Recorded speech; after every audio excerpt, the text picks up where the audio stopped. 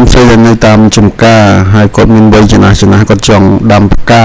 ធ្វើបន្លែធ្វើអីឬក៏ធ្វើស្រែតិចតួចសម្រាប់ហូបនៅក្នុងគ្រួសារណាហើយគាត់ពិបាកនៅក្នុងការជួយមនុស្សដោយសារគោយន្តធម្មតាវាខ្លាំងវាបោកកន្ទ្រាក់គាត់ណាបងអ៊ំអញមើលគោយន្តប្រភេទនេះគឺខ្នាតតូចជាលក្ខណៈគ្រួសារអញ្ចឹងវាកម្លាំងវាល្មមនិងចាស់តែគាត់មានវ័យចំណាស់ជាពិសេសបងស្រីក៏អាចធ្វើបានដែរហើយតម្លៃតែ600ជាងទេជាងអាចមករកទិញនៅខេមធូបានគោយន្តប្រភេទនេះមិនត្រឹមបានតែភ្ជួរទេបងប្អូនអាចទាំងលើករើងជ្រួយដីក៏បានទៀតណាទំនើបមែនទែនហើយបងប្អូនអាចបូមទឹកក៏បានទេហើយកាត់ស្មៅក៏បានដែរអញ្ចឹងទៅប្រើបានច្រើនមុខមែនទែនជំនួសការងារនៅក្នុងផ្ទះរបស់យើងណា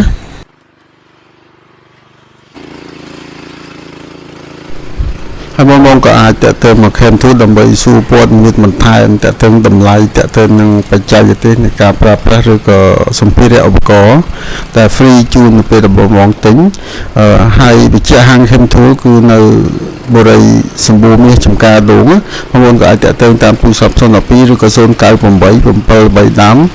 576អរគុណច្រើនបងប្អូនអរគ្នា